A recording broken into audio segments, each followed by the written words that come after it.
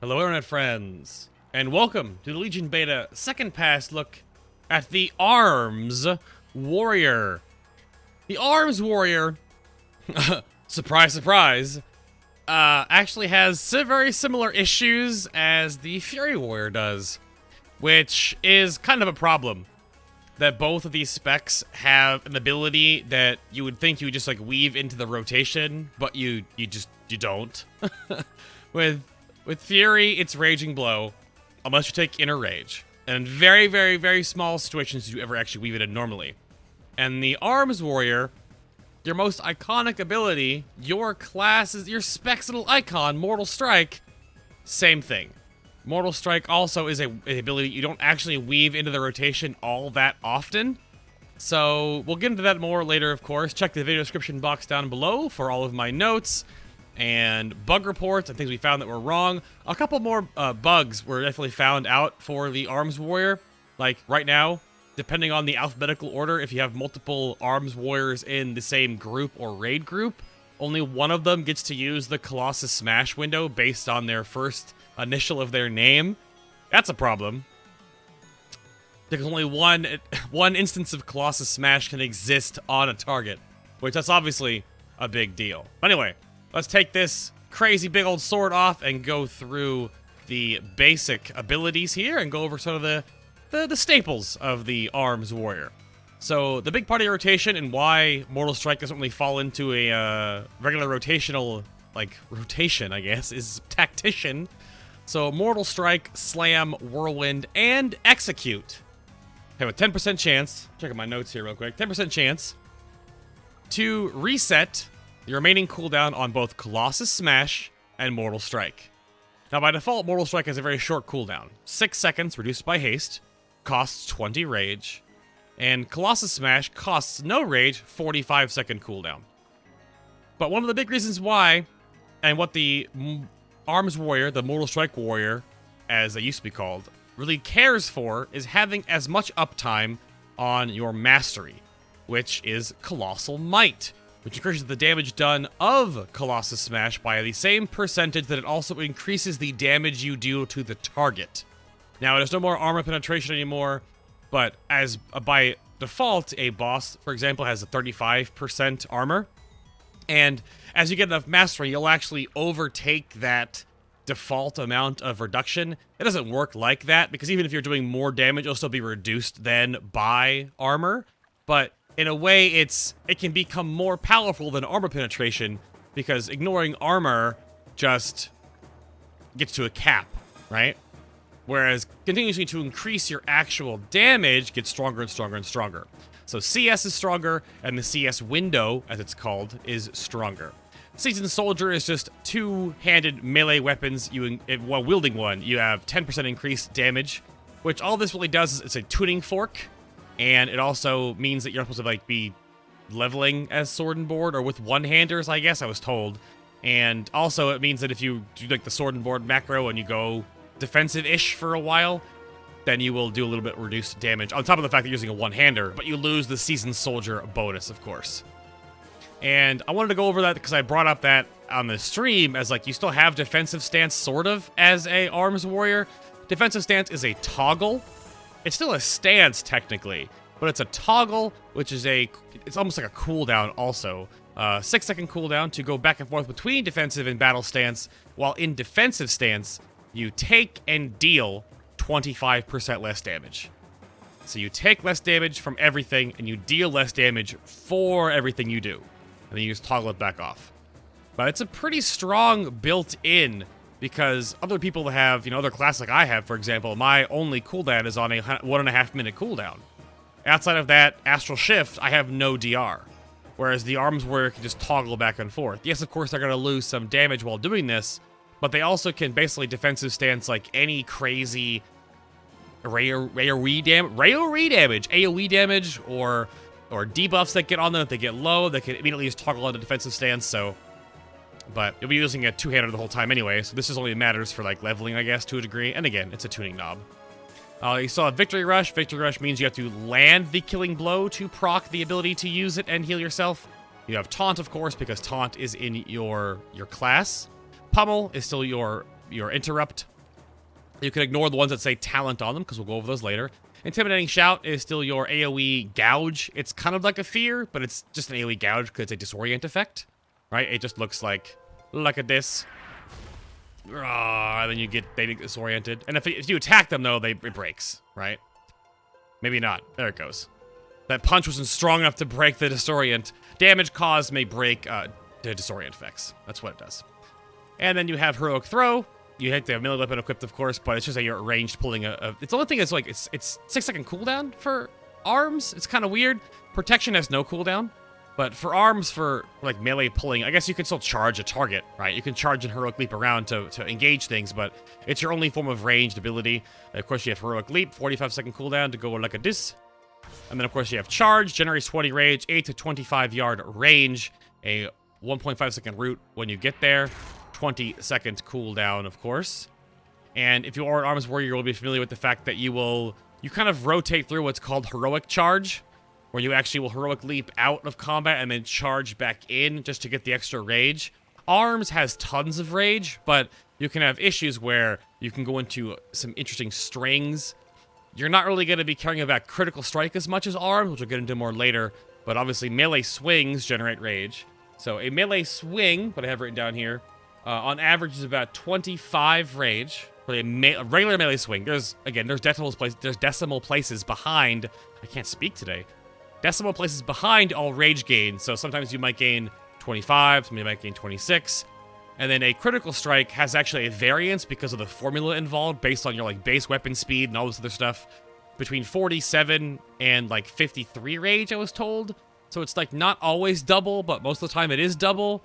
But a critical strike auto attack gives you rage, and obviously regular auto attacks will give you rage as well. But outside of other cooldowns, that's the only way you get rage as arms, is auto attacking.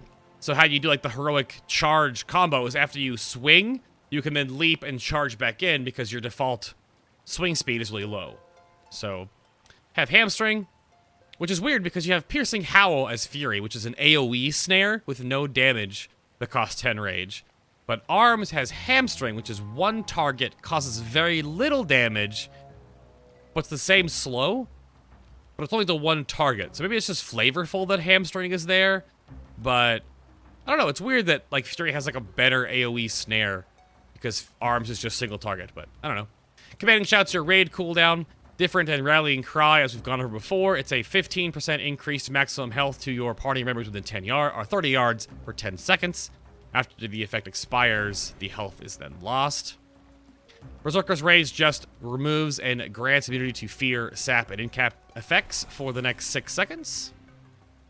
And then you have Battle Cry, which is your major cooldown. 100% increased critical strike chance for 5 seconds. It does not give you rating. One of this with protection and fury, but just so you know, it gives you chance, not rating. Rating for critical strike actually does give you parry. You cannot see defensive stats on even the improved stat sheet. The link to the stat sheet add-on is down below in the video description box as well. But parry is you get parry from strength and crit rating, but not critical strike chance. But DPS abilities wise, we went over Mortal Strike a little bit, but again, it is a cooldown reduced by haste, costs 20 rage, is reset by Tactician. Yes, you can Mortal Strike, and that can proc Tactician and reset Mortal Strike. And then, of course, everything but Colossus Smash, or Cleave, I suppose, can proc Tactician. You have Slam built in, baseline now, no cooldown, 15 rage, deals weapon damage instantly. It is your main button, which we'll go into more very soon. Execute, of course, is different for arms. So execute for arms is good, but you do not execute that often as arms. Due to the inner workings of the Colossus Smash window, you actually only execute very infrequently as Arms Warrior. Whereas for Fury Warrior, you just execute. And in a similar way with how a Fury Warrior will spec, where you spec for execute phase or you spec for AoE damage, the Arms Warrior specs for all the time. They have, like, based on current numbers, a very cookie-cutter spec currently, which, again, numbers are still being tuned, tweaked, things are being balanced. Or you have the crazy AoE spec. Arms doesn't really do as much with execute, Your execute, however, is base damage and up to an additional 30 rage, so 40 rage in total, to deal additional damage, and of course usable on enemies only less than 20% HP. But because of the CS window and some artifact perks, your execute for arms initially may hit a lot harder than Fury Warriors, but Fury Warriors also have Juggernaut, which if they keep executing successively, they keep getting more and more and more and more damage on continuous executing. Whereas arms is very much about slow, methodical. It's almost kind of a boring rotation, but it does feel very arms warrior-y, that you just have these like huge, big melee swings, but it's all very kind of slow and methodical.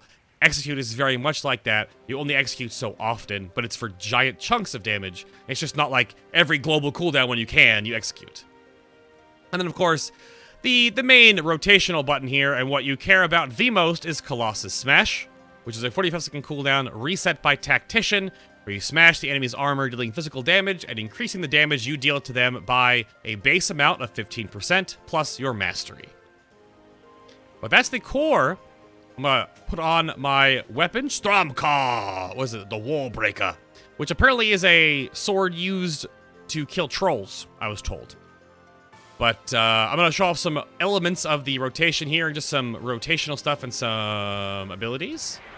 And then I will show off more once we get into the artifact. I'm gonna step on this little hay bale here and I'll go to town. But the rotation is very, very, very slow, to be honest with you. It does not have a whole lot going on. Nothing interrupts your auto attacks, even though you might not see your auto attack animations. Nothing interrupts your autos. You'll see now that I'm only mortal striking during the CS window. When the CS window is not up, you just spam slam. And when Colossal Smash procs, you hit it, hit Mortal Strike, you hit Slam. You hit Colossal Smash, and you hit Mortal Strike, and you hit Slam. And you hit Slam. And you hit Slam. And come on into the jam. There you go. You hit CS, Mortal Strike. If you ever get a back and forth string of when you CS then Mortal Strike and it procs CS again, you just CS again. CSing in the actual window is totally fine. Like right now, I'm going to be able to, right there you go. So CS, Mortal Strike. There you go. Even the basic rotation right now, you're not seeing a huge problem. I'm going to leap away after that auto attack and charge back in. Get that extra rage, see? Right after you auto attack, you can jump right out and you can leap out and charge right back in. And that is the extra way to generate rage. Your area rotation is a little different. You just use cleave on cooldown. Oh, I didn't go over cleave because I was going to overeat differently. So cleave, I didn't go over that, I'm sorry, is a cooldown reduced by haste, same as Mortal Strike, 10 rage, where you cleave the mobs in front of you. That is an artifact perk, the purple is. But you cleave in front of you. It is a non-target necessary cleave. You can just go like, meh. But if you hit 3 or more targets when the artifact perk happened there, but when you hit things in front of you, you can stack a damage buff, 20% more damage on your next whirlwind up to 5 targets. So if you actually hit 3 targets right here, you'll see 3 stacks right now, and then increases your whirlwind damage. So the kind of the AoE rotation is kind of to put up your CS, and then weave in your whirlwinds if you're doing like AoE for like long periods of time. It happens. But the CS window is very small, obviously. But if you are paying attention to your AoE, you're basically just kind of weaving in a cleave into a whirlwind there. Your AoE can be very consistent with cleave, whirlwind, whirlwind, whirlwind, cleave, whirlwind, whirlwind, whirlwind. Haste is going to be one of your best stats as a arms warrior, just as fury and protection. They love haste. Haste is lower global cooldown on some abilities. It is also more auto attacks, faster auto attacks, so you get more regeneration on rage. But it's pretty straightforward, the rotation. It gets a little bit different, of course, with your artifact and your talents, but for the most part, it's just this.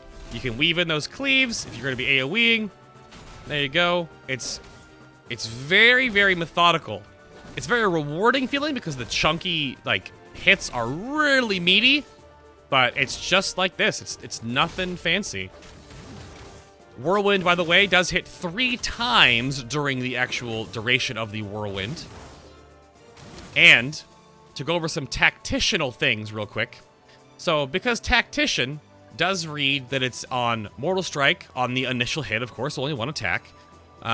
You can make Mortal Strike cleave. I was told that only on the initial attack of Mortal Strike can actually proc Tactician. Slam, of course, only works on the slam hit. Whirlwind, Tactician only has a chance to proc off of the first hit of Whirlwind. If I show you one target right here, you'll see it hits 3 times. Well, a little too close. There we go. There are 3 attacks in a Whirlwind, and only the first hit of Whirlwind can proc Tactician. Not any of the successive ones. Just the first one. And then, of course, Execute, just on the actual application of Execute, it can proc. But that is the whole bread and butter of the main portion of the Arms Warrior. Let me build up some rage here while I talk about Stromkar's ability, the Warbreaker. So it looks kind of impressive, Warbreaker itself.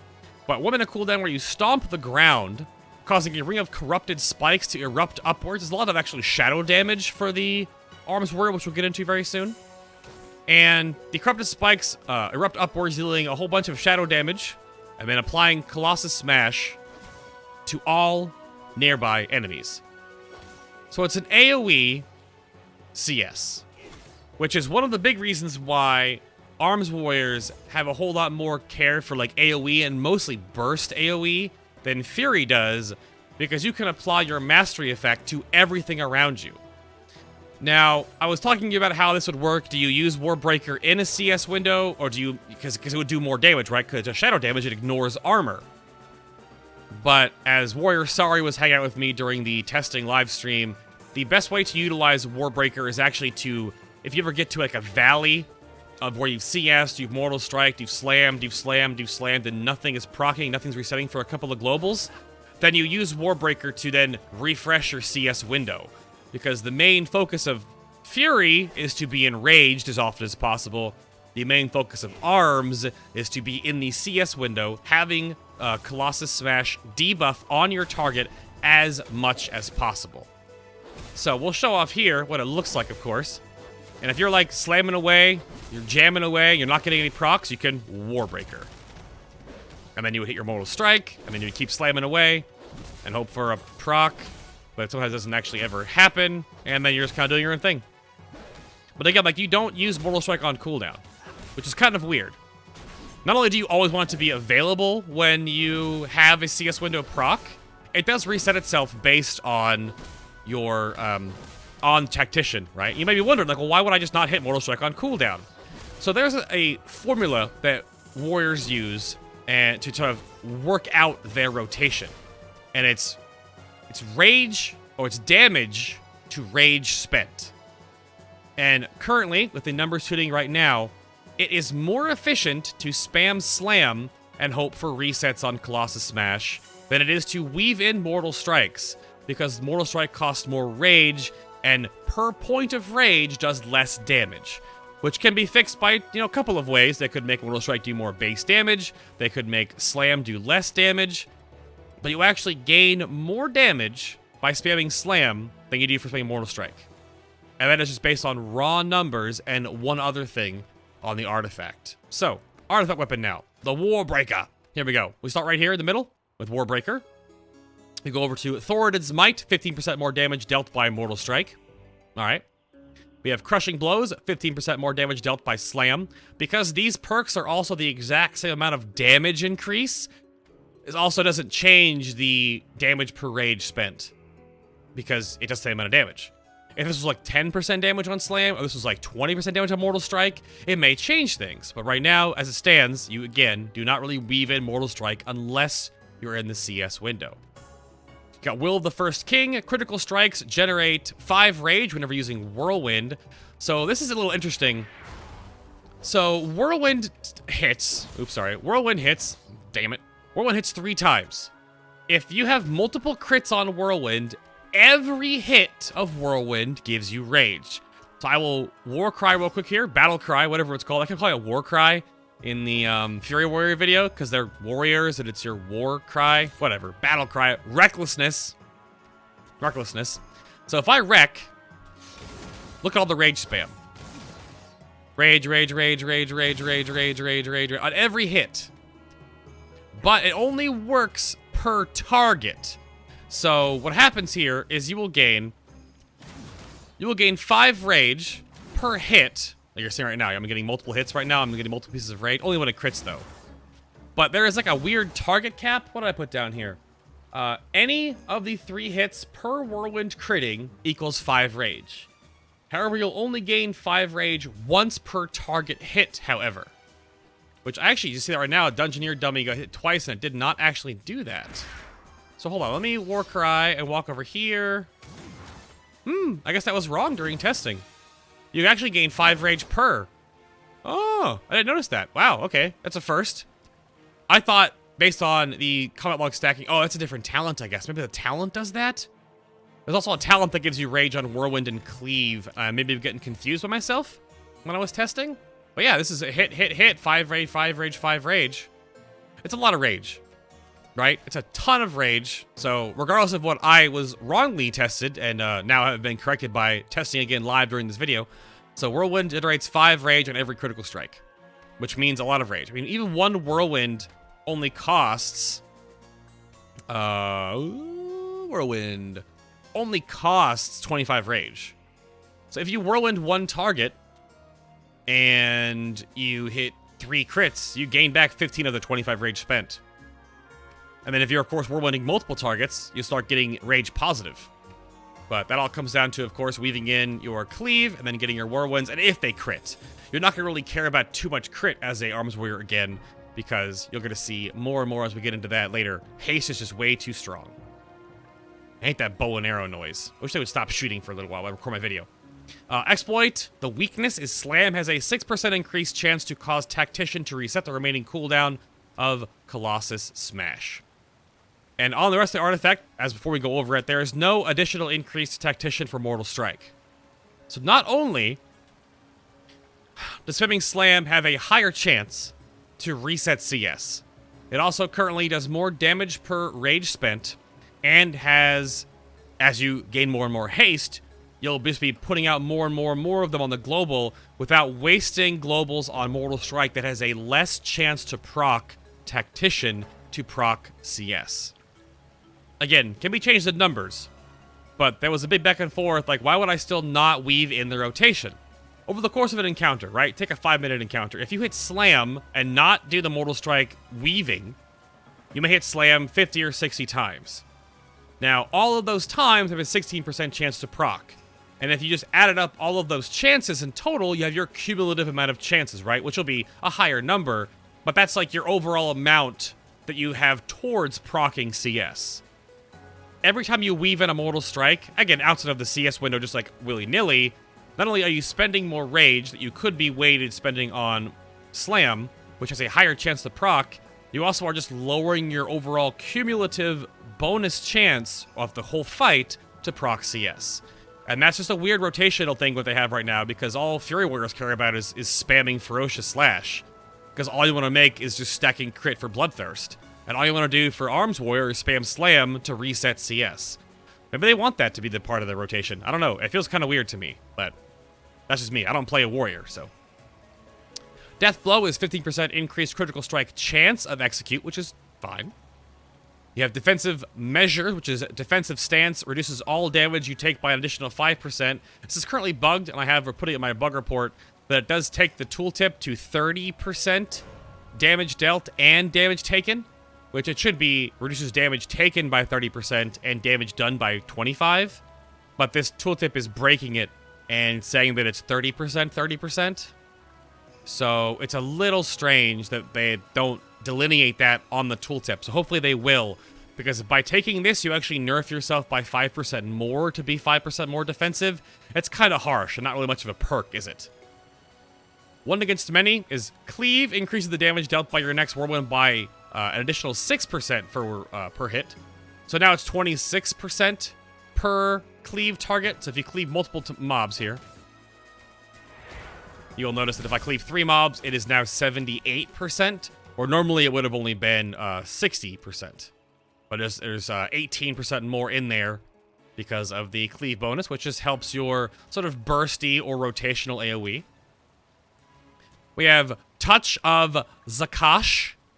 I was asked many times, or I was asking many times how to pronounce this. This is the troll, I guess.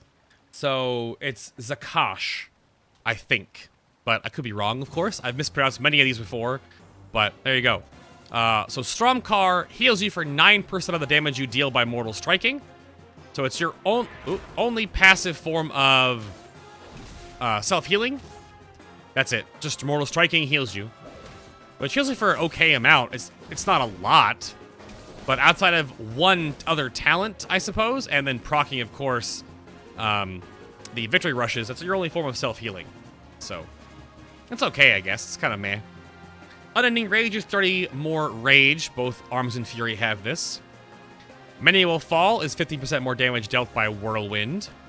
Focus in battle increases the damage dealt by CS by 25%, which is huge.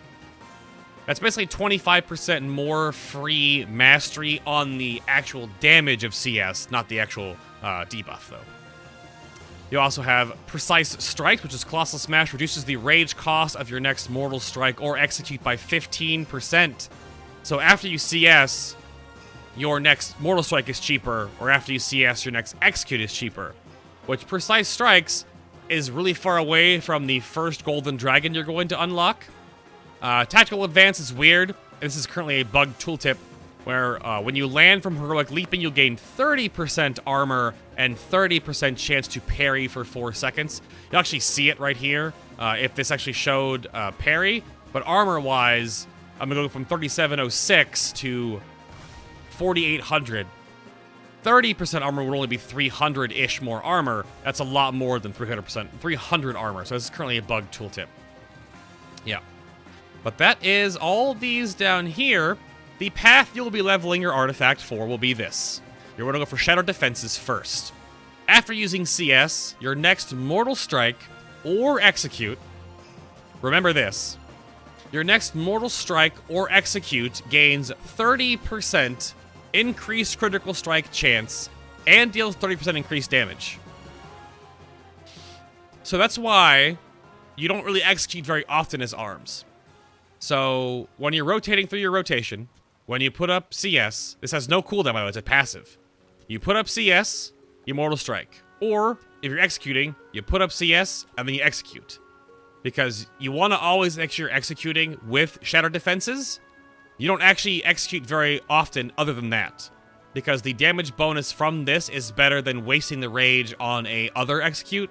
Of course, it might determine if you're like using other cooldowns, or if you've got Warcry up, or what have you. There's differences there, but for the most part, you always will Mortal Strike or execute with the Shadow Defenses bonus. And actually, I forgot. This says 15% reduction in rage cost after you CS. That's actually incorrect. So Mortal Strike costs 20 rage, costs 11 rage, and Execute costs 5. Of course, it will still eat up a 30 additional rage, of course. So the perk right here, actually, is 45% reduction in rage cost after you Colossus Smash.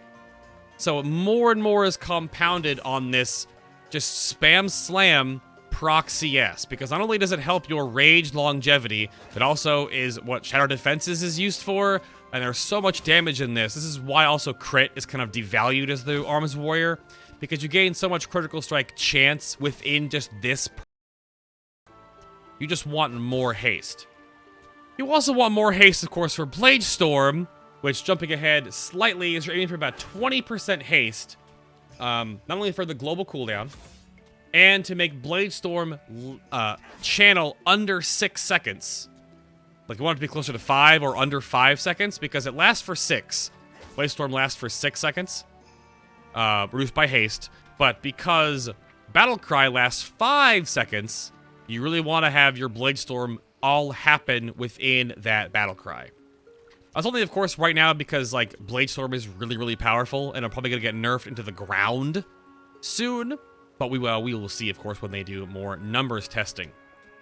But to move forward with talents now, and where you get some variance, I feel like it's going to be a shorter video, because really Arms Warrior is super simple, and it's just kind of weird that there isn't a whole lot to really work forward here.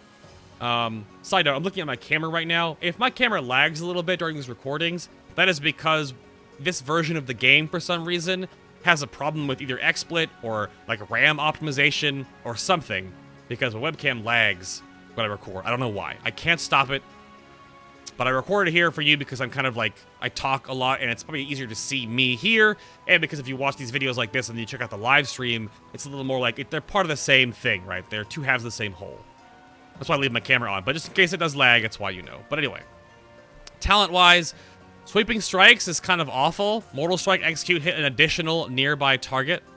I can't show you for Execute. It could be good for executing 2 targets on like a council fight, but the Mortal Strike component, because you don't Mortal Strike that often, is kind of like, yeah, okay.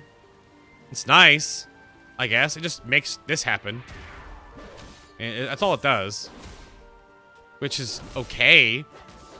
It's not that great. It's alright, but you can't put up your CS window on both targets, right? You only have CS window up on one target, so the damage you do to the other one is just kind of like there. But it's not that fantastic. You have Dauntless, which your abilities cost 20% less rage. I was basically told that this is your only choice for if you're going to be AoEing a lot. This is incredibly good.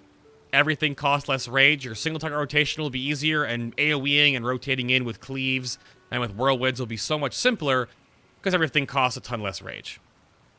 But a good set and forget is going to be Overpower. Based on current numbers testing, which could obviously change, Overpower is the most important button after Colossus Smash in the rotation. But even somewhat more important than CS, because you do not want to waste Overpower procs. So Overpower costs 10 rage, melee, instant, no cooldown, where you overpower the enemy, causing a whole bunch of physical damage, cannot be blocked, dodged, or parried, has a 60% increased chance to critically strike. Also, again, a slight way why critical strike is devalued for the Arms Warrior, because this almost always crits. And all of your melee attacks, all of them, have a chance to activate Overpower. But what happens here is a little bit of interplay. Oh, I jumped into the water, I'm a gnome. Is that you will try to save your overpowers for a CS window. But if Overpower procs when you're not in a CS window, then you want to go for it. But if you are actually about to hit Colossus Smash, then yeah, Overpower. But you always want to weave it into the rotation. It feels good, like it's a good little button to hit. Right now, like obviously, I would have hit it right there, because there's no telling when I would proc my next. There we go. But it has a pretty alright proc chance. It's not too bad. I'm gonna jump out and leap back in here. Just hit a Mortal Strike on the very end of that CS window. Not too bad. But it feels good. It's rewarding to use properly. Right now, I'm gonna smack it. Then there's CS. That's fine. It procced right there. I'm gonna smack it. There you go. It is a ton of damage. And of course, numbers tuning could definitely change that. But for the most part, that's about as easy as it comes with Overpower. It adds an extra button to pay attention to. Yeah, it's just a random proc, but if you're only spending like one button almost all the time during your rotation, it kind of helps to have that rotation down with a extra button. That does a ton of damage. So 30 and 60 are both your utilitiers. We'll go over both of them right now. Double time is 1 extra charge on charge, and reduce the cooldown by 3 seconds. Mostly a set and forget for the Arms Warrior. You'll have this on almost all the time. Unless you need a single target range stun and Stormbolt, there's no more quadruple damage nonsense. It is now just a little bit of physical damage and a ranged stun for 4 seconds on a 30-second cooldown. Shockwave is a 40-second cooldown, which if you hit 3 or more targets, will reduce the cooldown by half. Light physical damage, 10-yard frontal conal stun for 4 seconds. So if you need utility, these two. Otherwise, double time it all day. Avatar is a 90-second cooldown that lasts for 20 seconds, where you do 20% more damage and increase all your damage done by 20%, removing all roots and snares. Avatar is probably going to be your set and forget for the most part, because not only can you add Avatar into almost every Blade Storm, you can also add Avatar into a lot of your battle cries. You can add Avatar into your Warbreaker rotation, because those are on 1 minute cooldowns. So on the pull you get it, and then you get like an A-B rotation, where you have like on the pull you can use like all your cooldowns like in succinct, and then like you have like the little bit of delay on your next rotation where you're on 2 minutes, where Avatar would be up if like you wait for your cooldowns to be back up for a little bit more. They have like they don't align all the time, but Avatar is a 1.5 and then 3 and then 4.5. So you can definitely line it up every other time with your 1 minute cooldowns. So it's not too bad, but it's definitely probably your better bet because there's so many times where you're putting like a lot of damage into a very small period of time with the Arms Warrior, so Avatar is going to go to. There's still Rend, but it's just Rend. It's just Rend. It does get affected by the CS window, so it will do more damage when the CS buff is up. Only when this debuff is up does it do, and there's no snapshotting. But again, Rend is a GCD, and every GCD you're not using on Slam or CS, or Overpower if you have it, because it's so much damage, then Rend is kind of like, eh. And then Fervor of Battle, that's why I was confused earlier. So Fervor of Battle is Cleave and Whirlwind generate 2 rage for each target that they hit. So to go back over to your artifact now, as I did not skip it on purpose, I wanted to go over those cooldowns right now to go back, because Corrupted Blood of Zakesh is for 5 seconds after activating Battle Cry, Stromcar radiates shadow energy, causing all of your attacks to deal an additional 20% damage of shadow damage for over 6 seconds. You saw it in the combat log earlier, but any amplification you can do during Warcry, and obviously if you can amplify Bladestorm, which Warbreaker, Avatar, right? So you Warbreaker to AoE debuff everything with your Colossus Smash window. You then Avatar, well, that's for 20 seconds anyway, and then you have your Bladestorm Warcry, Battlecry macro. So then you're spinning around for 5 seconds. All of it is critting, all of it is 20% stronger, and all of it is doing 20% additional shadow damage over 6 seconds. It's insane! I'm gonna do it right now. So, this is wild. This is like, it's kind of ridiculous how much damage this does. Obviously, damage numbers will be tuned as we get closer and closer to launch here. But I'm going to, so when you do this, you charge in.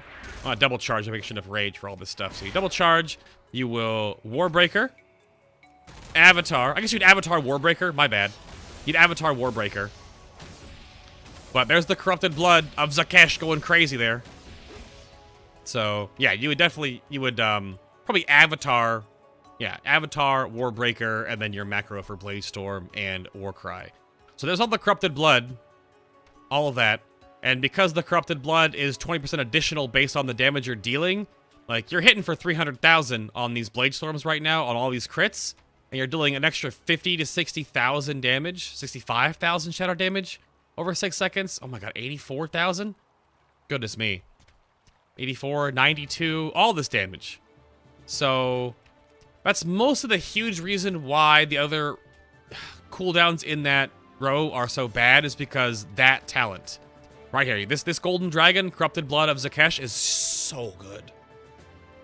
And you saw earlier, talking about AoE and nonsense with Corrupted Blood, is Void Cleave. When you hit 3 or more targets, Stromcar unleashes a burst of Void energy, dealing shadow damage to all nearby enemies. So, overall, you'll be going for Shadow Defenses first, then down here to Corrupted Blood of Zakesh, and then over here to Void Cleave last. But getting this whole side is really good. This Precise Strikes is super important. Exploit the Weakness is super important. And then, Will of the First King's not bad. You do want to make sure you get Deathblow in there somewhere. Like, you kind of want to go like this way and then go back around or something like that. But 1, 2, 3. Other talents in this tier, for your utility stuff, you have Second Wind, which is 7% of your health every 1 second when you have not taken damage for the last 5. Which Second Wind is incredibly broken. It's almost like stupid broken, because I'm going to get down to really low HP real quick here, and you'll see how fast I heal back up. So 1, 2, 3, 4, and 5. No big deal, just Second Wind. I'm only Mirrodin from Heroes of the Storm. What's your problem? You want to fight about it? It's so much healing. Obviously, to be out of combat, and well, not out of combat, but not taking damage, sorry. You cannot take damage for 5 seconds, and then it will proc. But in a raid, this could be super useful. If you take damage from like a dot or like an AoE, and then you don't take damage for a long time, you'll heal yourself back up. Granted, now healers will heal you back up too, but we're world questing, PvP, oh my gosh. However, Bounding Stride does have a great synergy with Heroic Charge. So you get to Heroic Leap more often because it reduces the cooldown by 15 seconds. You also get a little movement speed buff when you leap, big deal. Because you leap out and then charge back in, right? But if you have double time, and because you have more charges of charge, you have one always available for the heroic charge whenever you have that off cooldown, and then you also have one charge for when you need to like move during a combat or whatever, move around during the boss fight. So Bounding Stride's also really good, and then Die by the Sword turns your defensive stance into Die by the Sword, which makes it a 2-minute cooldown, so no longer a toggle back and forth, but it's 100% parry chance and reduces all damage taken you take by 30%. All damage you take and take. So all damage you take by 30% for 8 seconds, but 2-minute cooldown. So guaranteed mitigation, movement, extra charges of, or extra uses of heroic charge, right? The synergy between those two abilities, and then tons of self-healing. It's actually a really good tier. Honestly, there's a lot of choices here based on what you need for the encounter. But Blade Storm, I went over this, obviously. Blade Storm is too much damage. Also because of the Corrupted Blood effect on your artifact, that gives it too much additional damage, because all you have here is In for the Kill, which Mortal Strike generates 40 rage when used against targets that are below, 20% health. I was going to say at or below, which is the same thing. Which, you don't really need a lot of rage. Like, if you utilize your rotation properly, this doesn't really do much. If this made, like, Mortal Strike buff Execute or something like that, so you would, like, CS, and then, like... Well, but the Shadow Defenses comes into play there, so you always want to, like, CS and then Execute. But because In for the Kill is, like, I don't know. It might be okay for, like, PvP when you would... But then you're laughing inside right now because you take Brostorm for PvP. Duh, Adam. Duh. But that's the problem. Like, this is the talent's like, meh. The Mortal Combo is that you have just 2 charges of Heroic... 2 charges of Mortal Strike. Which is okay. But you just get to, like, use more Mortal Strikes, I guess. But Mortal Strike also has a less chance to proc your CS window. It does more damage, of course. But it's just, it doesn't really do anything. It also means you spend more rage because you're spending more Mortal Strikes that cost more rage than Slam. So, Blade Storm is just way too good. They'd have to make Mortal Combo do, like, more Mortal Strike damage to make it worth it. Or In for the Kill has to do something else that's just rage generation. Because Blade Storm, with Battle Cry and Avatar and Corrupted Blood of Zakesh, is so good. And warriors are used to having, at least arms, they're used to having this, like, small rotation, where they care about CS windows and they tunnel a lot of damage in during that time. And Blade Storm is no different. And now, because you have an AoE Colossal Smash, when you Colossus Smash, and then you Blade Storm, everything takes more damage. And then you also do Shadow damage. It's compounding issues with Blade Storm. Titanic Might, just forget about it. It doesn't exist. Trauma. Slam now causes the target to bleed for 20% additional damage over 10 seconds. Multiple uses accumulate more bleeding. Increased damage. So this is basically just like Ignite for Slam. That's all it is, really. There is a fall-off point behind this. You'll see it reach a current maximum amount of damage, and then it will start falling off. Due to the fact that you can't get any more bleed into this window. Obviously, I'm critting Slam over and over again to show you the Ignite effect. But even though I'm still spamming Slam, you'll see it, like, get weaker, because there are stacks of the bleed from, you know, a Slam 10 seconds ago falling off. All the bleeds stack in a way, but they don't, like, keep going and up. Like, if you hit one bleed here, it'll stay on that stack, and then it'll fall off when it normally would. It's kind of how Ignite works. So, but Trauma is fantastic, really good. I think you have Focused Rage, which is and isn't Heroic Strike. So, Prot Warrior has this, and it's a global cooldown, amount of cooldown, which is reduced by haste, 15 rage, where you store additional attack power-based rage. You put energy into it, you put your key into it, you put your whatever, into your next Mortal Strike. Up to 3 stacks. So Focused Rage, PvP, it has a possibility to be fun for like a burst window. Like if Scorpion is about to do his weakened shell, and you're just waiting, you're storing up your rage, and it's like 3 seconds away, 2 seconds away, you can store your rage in a focused rage, and then once that shell pops, you can CS it, and then you can Mortal Strike him for a bajillion with like a Warcried avatar, and then go into Bladestorm, or you'd Bladestorm first, probably Bladestorm first, and then you would use your focused raged Mortal Strike after that. Like, there are possibilities to make this a thing, because you can add so much more damage into... That was a weak heroic leap there. You can add a lot of damage into your heroic strike, right? So there's 3 stacks of it. It's a whole lot of extra damage. If you do this, this, and that, I mean, that's a 700,000 Mortal Strike, right? And of course, because you were in Warcry for that situation, you did extra damage based on the Corrupted Blood. So there's a possibility that it's okay. Focused Rage isn't bad. It's just not... It just kind of has a weird interplay where you have to have, like, setup time and, like, be ready to do it. And you have to, like, make sure you're using your rage properly. But you can definitely get into a point where you have tons of rage as an Arms Warrior, and you need a way to control it. And Trauma is just a passive bleed, and Focused Rage does give you more Mortal Strike damage if you use it properly. Remember, of course, that you have more damage from Shadow Defenses as well, and the rage cost is reduced after you CS, so you can use more rage into Focused Rage, and then your Mortal Strike only costs 11 rage. So, it's not too bad. It's, up to you. But Trauma and Focused Rage are your true choices here. I bet Trauma might be set and forget for a very long time.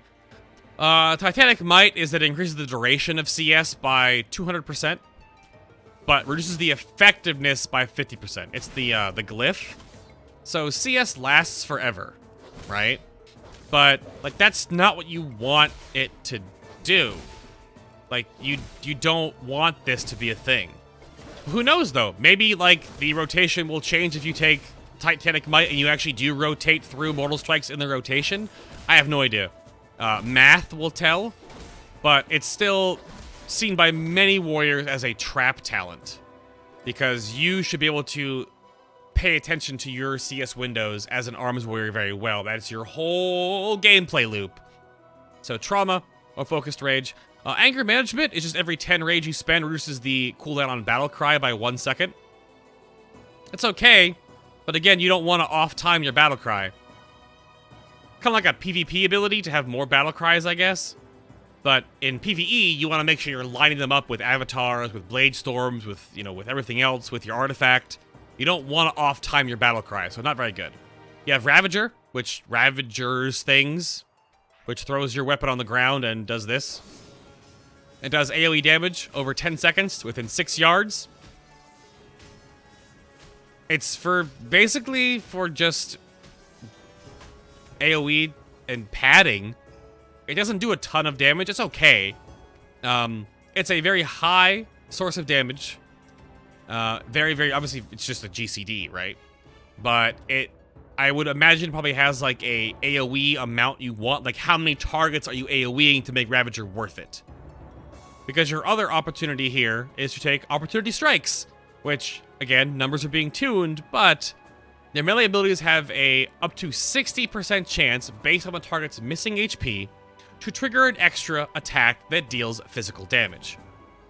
This has a linear chance, so as the mob is at 100% HP, you'll have a 0% chance to proc this. But as the mob is about to die, like less than 1% of their health, you'll have like a 59.5% chance or whatever, right? Because you won't actually ever have a 60% chance, because that means they're dead. So at nothing HP, you'll have 59.99% chance to proc this. But it's a passive, it deals additional physical damage, it does not count as a auto attack, it counts as a extra attack, so it does not generate rage. But I'm going to blow up this, let me blow up this target timer real quick here so I can actually show you the rotation proc here. Let me get some rage, let me get some rage again. I'm just being cheesy right now here real quick. We're going to do this, and this, and this, and that, and Blade Storm. All the damage. All the damage. We're just trying to chunk down this target dummy. If you see a extra Mortal Strike effect fly off my gnome, that is the effect of Opportunity Strikes. It's the Mortal Strike effect. right? Yes. I believe that's what it looked like when I was testing before. But again, there it goes right there. It sounds like wow. But I gotta do a ton of damage to this target dummy to keep the HP down. There it goes, right there again. Yeah, keep doing it. But it's just so much additional damage that it is hard not to take. And actually, because AoE damage normally in World of Warcraft is very burst-oriented, you might not even need to care about AoE unless, you need to with your guild. Because overall, this talent actually does more damage, like single target focused-wise, than you ever need to care about as a DPS. You still, of course, you still auto-attack during... yeah, see, I auto-attacked during that Blade Storm. You still auto-attack during Blade Storm, so Opportunity Strikes procced right here during Blade Storm. Just so you are aware that is still a thing. But it's so much damage. Of course, numbers can be tuned to make it a lot weaker. But because you already have, like, enough... I say enough. Like, the rotation for arms isn't like, brain surgery. But it's pretty damn strong that not only if it procced during your... Like, if it procced during Battlecry, and it would add more damage to your Corrupted Blood effect, right? Like, it does so much additional bonus. It kind of breaks... You're seeing it proc more and more and more now. Like a spinning little torrent, which looks kind of cool. It does break the animation cycle of your character, because it'll keep proccing and keep forcing your character to go around and around and around. So here, I'll weave in some executes now, because I have the opportunity to. But... Let me get a CS window up, and I'll show you a crit execute here real quick with, wham! So 500,000. Almost 500,000. No opportunity strikes on that one, of course, obviously. But pretty good damage. But again, you only really want to execute with the CS window, because it's way too much extra damage. Wow. Overpower, procs, overpower. Overpower is really fun, too. But opportunity strikes now is going to proc on, like, every swing. Yeah, see, I'm just a spinning whirlwind of gnome right now. It's beautiful. And there's an execute. That execute I just did earlier there, I might have not had enough rage for it. I'm a bit of derp. I don't play a warrior. But I'm just trying to show off the animation there. But that is the Arms Warrior. I don't know what else to say about it. I mean, it feels good. I like the two-handed classes myself, because I play a dual-wield class. So I see lots of small, rolling numbers, many damage sources. And Arms is just like Ret Paladin, but doesn't care. Like, barely any raid utility. I care about myself. I'm gonna Blade Storm faces, right? But this build you see right here is very, very cookie cutter right now. So sadly, hopefully they do some more things like Mortal Combo, In for the Kill are just kind of worthless right now. Blade Storm is way too powerful. Avatar too good for lining up cooldowns. Rend and for Battle are meh. If you want to AoE, you take Dauntless, because you don't need to worry about overpower because you're AoEing more often. Double Time too good with Bounding Stride, or you can take Down by the Sword for a defensive cooldown, or take Second Wind for healing. Trauma is great, set it and forget it. Opportunity Strikes, also great, set it and forget it. Which is sad, because you want to have some interplay with your talent choices. But I think there's obviously enough interplay that really focuses on the core of the Arms Warrior here, which is Colossal Smash stuff, Mortal Strike stuff, Blade Storm stuff. And then weave in some executes, right? Just sprinkle them on there a little bit. But the rotations are very similar to Fury in priority. Haste is really good. Haste, Mastery, Versatility, Crit, I think is what I wrote down. Haste, Mastery, Verse, Crit. Yeah, based on current numbers. Thank you so much for watching. Again, video description box down below for more notes and my bug report for Arms Warrior, as well as additional ways to support what I do here at FinalBossTV and make this my full-time gig, streaming, making videos, all that kind of good stuff. Leave me in the comments below your best jokes about size ratios, because this sword is a freaking anime weapon and this gnome is tiny. So give me your weirdest, like, I guess stereotypical, like, big weapon jokes. Keep them, PG-13 right now, right? Hit that like button if you enjoyed this episode, and I will see you all in the next Legion testing video.